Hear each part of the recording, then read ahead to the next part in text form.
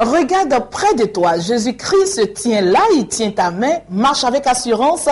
Madame, Monsieur, bienvenue dans ce résumé de l'actualité nationale et internationale sur Béni TV et nous démarrons avec l'église évangélique La Montagne des Oliviers. Et cette église a organisé sa rencontre hebdomadaire pour les préparatifs de sa première convention. Revenons sur ce fait, regardez. Nous sommes le dimanche 7 décembre 2014, dans l'après-midi, à la cité policière de la BAE dans la commune de Yopougon. C'est à cet endroit que tous les dimanches se tient la rencontre spirituelle de l'église évangélique La Montagne des Oliviers du prophète Franck Mailly. Et ce moment n'est point boudé, ce par 2000 personnes qui répondent par leur présence à cette convocation spirituelle. Au déroulement de culte, prières, cantiques à la gloire de l'Éternel se font enregistrer. Et quand la montre marque 16h20, le porteur de la vision occupe la chaire pour parler de la part de l'Éternel. Et oui, les prophètes, avec leur façon exceptionnelle à eux de donner les messages, les paroles de connaissance, le prophète Franck Mailly, lui, il annonce avec un cantique très apprécié par le peuple. Suite à cela, l'atmosphère spirituelle est dégagée et les prophéties sont données avec exactitude et authenticité. Quand tu vois un souffle nouveau se lève à l'horizon pour toi, quand tu vois une grâce nouvelle apparaître pour toi, regarde à l'espace aérien, regarde ton espace aérien, il est occupé par l'ange, il est contaminé par l'atmosphère spirituelle. Les anges se disposent pas du voir, ils partiront de toi des hommes puissants. Des hommes de révélation, des hommes de miracles, des hommes de guérison, des grands serviteurs de Dieu que jamais l'humanité n'a vu. Pays sous espoir, ton heure a sonné. Regarde, quand tu vois, ton horizon s'annonce nouvellement bas. Quand tu vois, il y a encore de l'espoir pour toi. Pays, il y a encore de l'espoir pour toi. Regarde, lève ton regard à l'horizon. Une étoile empire, elle scintille. Les malades les plus graves reçoivent de façon instantanée leur guérison. Et c'est cela avec l'Éternel. Les captifs sont libérés par des déclarations, peu importe le lieu, de Paris au téléphone ou bien au contraire dans les villages. Que Dieu, dans sa majesté, accompagne ce ministère qui organise sa première convention le 11 décembre dans la commune de Yopougon. Le temps des vrais prophètes a sonné sur la terre des Burnis. Shalom. Et pendant ce temps, il y a eu une double cérémonie qui s'est effectuée à la mission évangélique de la résurrection et de la bénédiction. Le premier lieu était la dédicace du temple et le second, la pose de la première pierre de son grand temple Canaan. Irène Bailly pour les détails. C'est par un tour en fanfare très animé que tout commence ce samedi 15 novembre. Dans la liesse populaire, les fidèles de la mission évangélique de la résurrection et de bénédiction Côte d'Ivoire, Mère Epsi, traduisent leur reconnaissance à Dieu pour ce temple miraculeux qui leur permet d'avoir, en vue de lui rendre un culte honorable.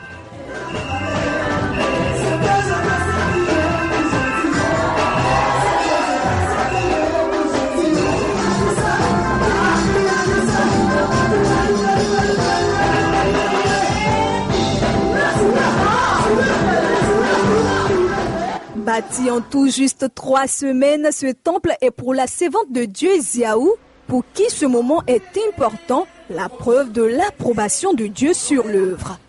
Nous sommes en fête aujourd'hui parce que c'est un jour de gloire, un jour où Dieu nous a fait grâce de pouvoir dédicacer un temple à Dieu. Je voudrais rappeler que nous étions sur un site que nous louons, mais il s'est trouvé à un moment donné que le propriétaire du site nous avait pratiquement chassé parce qu'il voulait faire autre chose de son site. Sans nous avertir, il a vendu le site à quelqu'un d'autre qui nous chassait et qui nous avait donné 2 mois.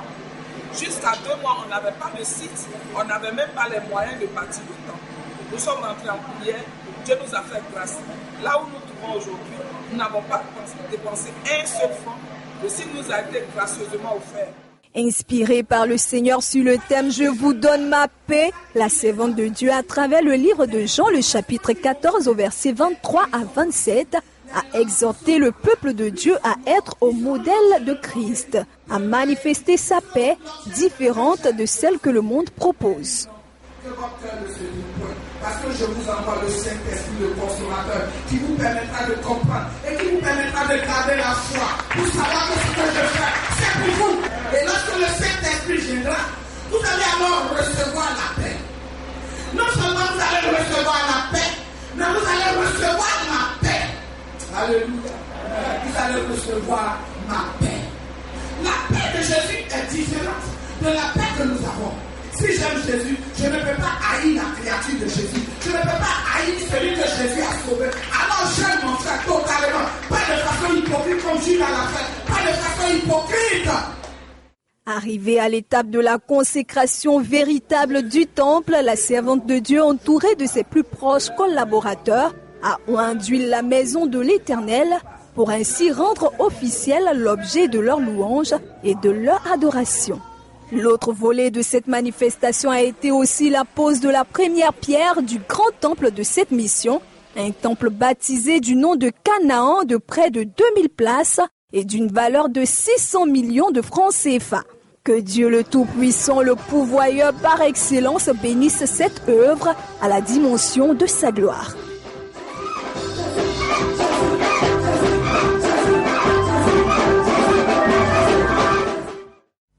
Et il y a eu aussi une rencontre avec la Commission nationale des églises protestantes et évangéliques de Côte d'Ivoire avec les églises indépendantes. Elle était dirigée par l'archevêque Kassi Dazito dans le but de préparer ce grand moment de prière en faveur de la Côte d'Ivoire qui est prévu pour le 27 décembre 2014 au stade Félix Houphouët-Boigny. Regardez.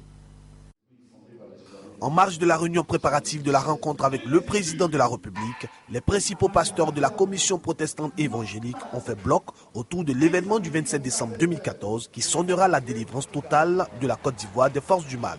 D'entrée de jeu, le révérend général Makosso Camille a tenu un langage direct aux pasteurs des églises indépendantes, indiquant que le 27 décembre 2014, s'ils n'envahissent pas le stade Félix Houphouët-Boigny, ils n'auront aucun droit dans les décisions de l'État de Côte d'Ivoire. L'archevêque Kassi Dazito, quant à lui, a présenté l'aspect spirituel de ce programme, indiquant que ce programme inédit dans l'histoire de cette nation va annoncer la délivrance de la Côte d'Ivoire, tenue spirituellement par un démon de forme féminine résidant dans les eaux qui empêche les Ivoiriens d'entrer dans leur percée. Bien-aimés dans le Seigneur, je voudrais vous dire que nous allons écrire une nouvelle histoire pour notre nation. Et tu fais partie de ceux-là. Aussi vrai où l'Église ne prend pas conscience, aussi vrai où l'Église ne laisse pas tomber sa division, sa querelle inutile. Frères et sœurs, ce n'est pas la religion qui va nous sauver. C'est ceux qui sont nés de nouveau. Ce sont les hommes et les femmes spirituels qui ont un langage spirituel, qui ont une vision pour la nation, que Dieu veut utiliser pour libérer la nation. C'est alors que nous allons confier la nation à Dieu. Et c'est alors que nous allons convoquer le Grégoire de la nation. Revenons sur le sacrifice de la reine Abla Pokou. L'archevêque Kassi Dazito a invité les pasteurs à mobiliser tous leurs fidèles pour venir libérer la nation afin qu'en 2015, les chrétiens contrôlent totalement la Côte d'Ivoire sur tous les plans. Les pasteurs fondateurs d'église témoignent leur détermination au général Makosso Camille et l'archevêque Kassi Dazito qui étaient accompagnés par le bishop Kouma Oudet, le révérend Rodrago Germain et le bishop Guillermo Benjamin. Une tournée dans tout le district d'Abidjan aura lieu pour expliquer l'ampleur de ce programme aux pasteurs. Au terme de ce conseil de guerre spirituelle, plusieurs pasteurs venus de l'intérieur ont lancé des appels. Dans ce résumé de l'actualité nationale et internationale, la rédaction a aussi retenu que les rideaux sont tombés sur l'atelier du plan d'action national 2012-2014 de lutte contre la traite. L'atelier avait ouvert ses portes le mercredi 10 et a refermé ses portes le jeudi 11. Et cet atelier avait pour but d'établir, mesurer le progrès réalisé du CNS sur le terrain. Et la présence de la première dame de Côte d'Ivoire, Dominique Ouattara, était remarquée. À 48 heures de réflexion sur la question du plan d'action national 2012-2014 de lutte contre la traite, l'exploitation et le travail des enfants, Les 10 et 11 décembre 2014, un atelier bilan a fait l'objet d'une réflexion à l'espace Latry Events des deux plateaux placés sous la présence de la première dame de Côte d'Ivoire, Dominique Ouattara, présidente du CNS. Allant du mercredi 10 au jeudi 11 décembre, l'objectif était d'établir, de mesurer les progrès réalisés et de tirer les leçons des expériences à l'échelle nationale par l'ensemble des acteurs afin de mieux planifier l'action future. Au sorti des travaux techniques de ces assises, dont 63 experts de la protection de l'enfance et du développement communautaire, représentant les structures et organisations gouvernementales, les organisations du système des Nations Unies, les ONG internationales et nationales, l'industrie du cacao et du chocolat, les organisations professionnelles d'employeurs et travailleurs, les coopératives et organisations de la filière café-cacao, Sigui Moké, administrateur du BIT, Bureau international du travail, a fait la lecture du rapport de synthèse pour l'orientation future du CNS, Comité national de surveillance. Cette rencontre avait pour objectif d'établir au terme de la période de mise en œuvre du plan d'action national le bilan des actions menées, c'est-à-dire de mesurer les progrès réalisés et tirer les leçons des expériences accumulées à l'échelle nationale par l'ensemble des acteurs afin de mieux planifier l'action future.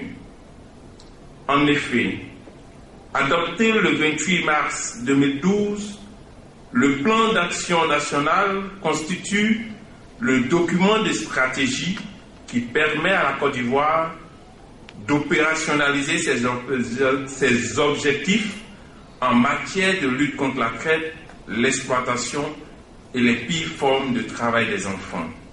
Prenant la parole, la ministre ivoirienne, ministre Anne-Désirée Ouloto, vice-présidente du comité interministériel, a salué la tenue de ces travaux qui, selon elle, est une base de données qui permettra de mieux combattre ce fléau.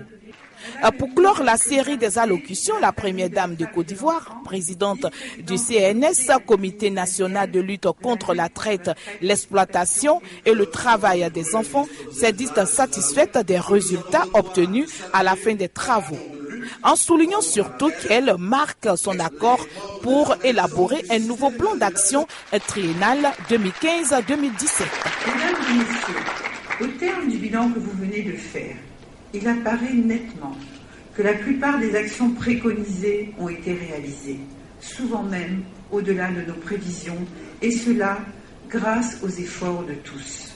Qui plus est, les effets de la sensibilisation et de la mobilisation organisée autour de la traite des enfants dans notre pays ont été jugés appréciables et continueront de l'être sur le long terme. Je voudrais vous en féliciter. Que chaque acteur intensifie leur appui afin de prendre l'accent sur le travail des enfants en Côte d'Ivoire. Et nous changeons de registre et nous nous dirigeons à présent au Bénin avec la cérémonie des Oscars. Ce pour une reconnaissance aux grands hommes de la nation béninoise et les meilleurs dans les domaines de la santé, de l'agriculture et du développement ont reçu des Oscars. Précisément, le Raphaël Yao Nchindeme a reçu les Oscars de développement. Regardez avec cela avec Béni TV. Béni. Née en 2005, la cérémonie des Oscars a pour objectif d'encourager, de reconnaître, de susciter et de vendre les talents béninois. À cette cérémonie, l'occasion a été choisie pour primer les meilleurs dans les domaines de la santé, de l'agriculture et du développement. La présente manifestation vient ainsi témoigner de l'importance des acteurs culturels et de la chose culturelle. Je voudrais adresser mes vives et sincères félicitations aux heureux du jour qui ont su tirer leur épingle du jeu à l'issue des différentes phases de sélection. Grand chercheur dans le domaine de la pharmacopée, le docteur Chidime Yao Raphaël fait désormais partie de ces hommes et de ces femmes reconnus pour leurs actions dans le développement et le rayonnement de notre pays, le Bénin. À cette cérémonie solennelle, il a reçu le prix du mérite des grands Oscars du développement. Raphaël Chidime, médecin chercheur en naturothérapie, innovateur et promoteur du produit Vitairon, ce seul produit africain qui peut guérir du cancer, de l'anémie et qui peut aider les séropositifs, les drépanocytaires. Ça fait ma joie que parmi des millions de phytothérapeutes africains, je suis parmi ceux-là qui va prendre le flambeau du développement du Bénin pendant 2 ans. L'heureux élu reçoit les félicitations des amis, collègues et invités venus honorer de leur présence la cérémonie. Raphaël Tidje, c'est quelqu'un qui fait la fierté non seulement du Bénin, mais la fierté de l'Afrique de l'Ouest tout entière. Parce que ces initiatives et ces produits sont des produits qui aujourd'hui ont fait la preuve d'efficacité. Ça voudra dire que c'est une valeur sûre en valeur de médecine traditionnelle ouest-africaine et ça fait la fierté de toute l'Afrique entière. C'est une très belle soirée. On se devait d'être là parce que nous avons nos amis ici qui sont récompensés. Vous savez que notre frère qui est à ma gauche ici, que vous connaissez très bien, le docteur, fait beaucoup d'efforts depuis plusieurs années.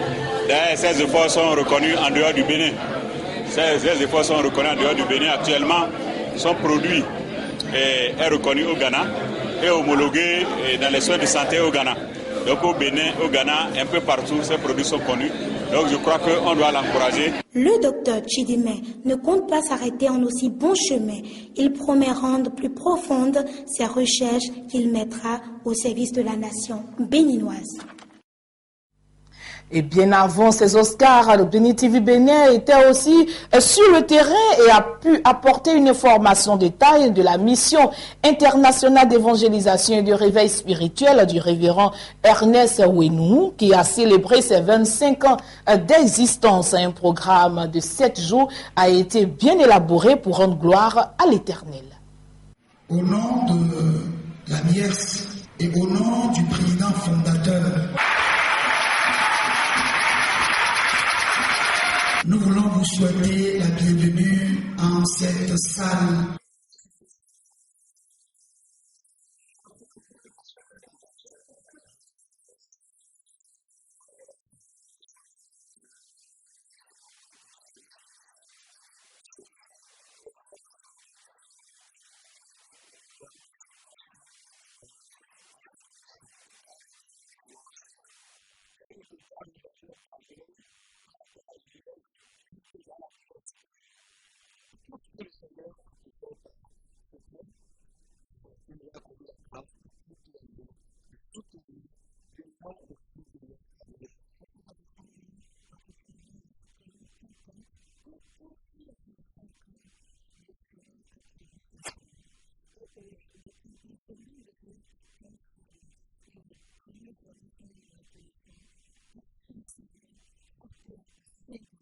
Donc, en tant que fils, nous avons le devoir de l'entourer et de lui apporter les honneurs qu'il faut.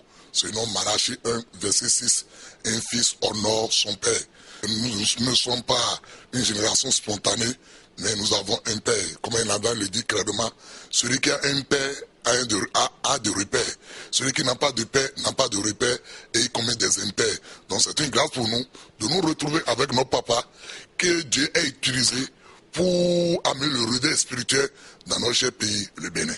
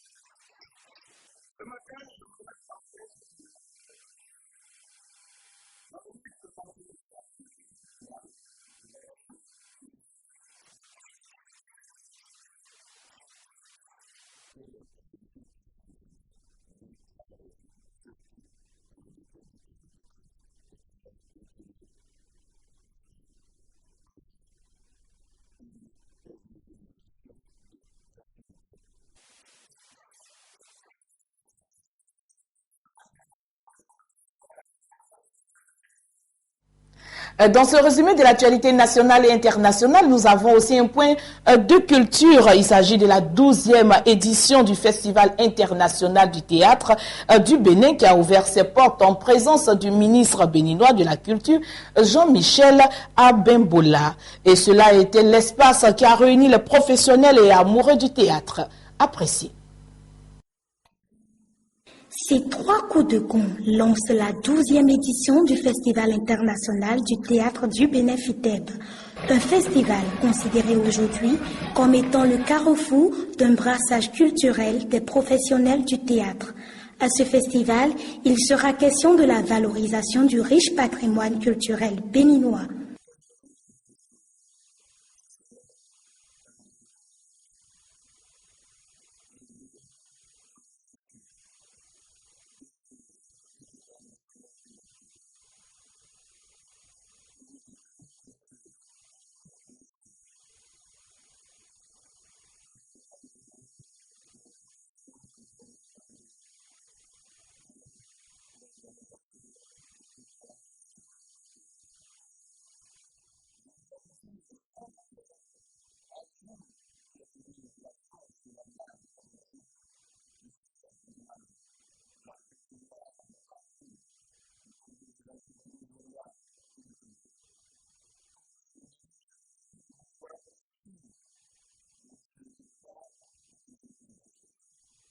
« 40 compagnies sont attendues à ce festival.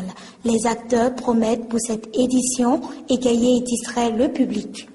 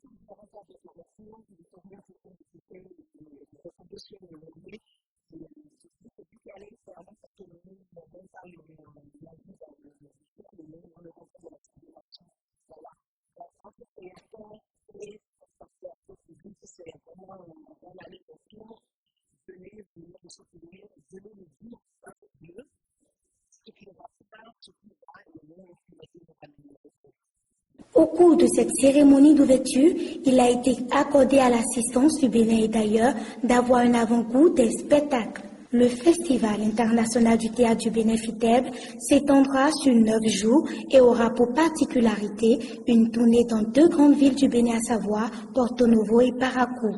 Le souhait de chacun est que ce festival soit renouvelé chaque année.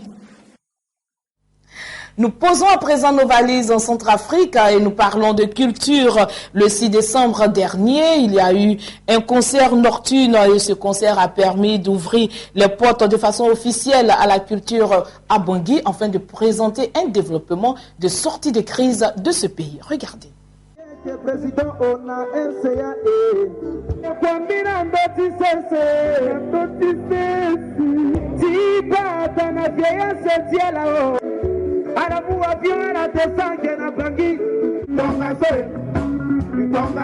L'important, c'est le redémarrage de la vie à Bangui, c'est le courage du public de se déplacer à une heure pareille, 18h, les gens arrivent, ils viennent voir un concert, il y avait Ozaguin, il y avait moi, et beaucoup d'artistes aussi dans les musiciens, les artistes et tout ça. Et le public surtout, c'est surtout le public la star aujourd'hui, parce qu'ils se sont déplacés en nombre. Et ça, c'est vraiment beau. Au-delà de toute la situation et de la crise actuelle en République centrafricaine, je pense que les lieux culturels doivent revivre et la culture et les artistes doivent jouer un rôle dans ce qui se passe en République centrafricaine. Et nous fermons ce résumé de l'actualité nationale et internationale en parlant des 16,4 milliards de dollars. C'est la somme que recherche l'ONU pour aider 57,7 millions de personnes en 2015. Un montant record, et suivant l'intervention de Valérie Amos, patronne des opérations humanitaires de l'ONU. Dans les plans que nous lançons aujourd'hui, un total de 78 millions de personnes sont considérées comme nécessitant une aide humanitaire. Et nous espérons pouvoir répondre aux besoins urgents de 57 millions d'entre eux. Chaque année, nous demandons à nos donateurs de plus en plus d'argent dans nos appels. Mais à mesure que les besoins augmentent, le fossé des ressources s'agrandit. Répondre aux souffrances des gens doit être une responsabilité partagée. Il doit y avoir un véritable effort commun en 2015 pour refermer ce fossé qui s'agrandit entre besoins et ressources.